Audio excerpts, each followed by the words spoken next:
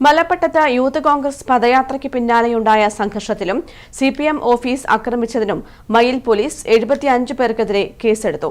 50 Congress പ്രവർത്തകർക്കെതിരെയും 25 CPM പ്രവർത്തകർക്കെതിരെയുമാണ് case.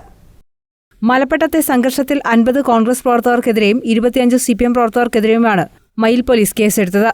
Youth Congress പദയാത്രയ്ക്ക് പിന്നാലെ മലപ്പട്ട സെന്ററിലുണ്ടായ സംഘർഷത്തിൽ പരസ്പരം കൊടിയും വടിയും കുപ്പിയും എറിഞ്ഞ് പ്രകോപനവും വെല്ലുവിളിയും ഉണ്ടാക്കിയതിനും സിപിഎം ഓഫീസ് ആക്രമിച്ചെന്ന പരാതിയിലുമാണ് കേസ്.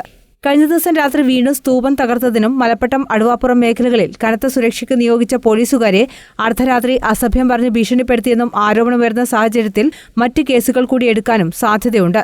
വിളക്ക് ഓഫ് ചെയ്തതിനും എസിപിയുടെ ഔദ്യോഗിക കൃത്യനിർവഹണം തടസ്സപ്പെടുത്തിയതിനും വാഹനങ്ങൾ തകർത്തതിനും സിപിഎം കോൺഗ്രസ് പ്രവർത്തകർക്കെതിരെ കേസെടുക്കും.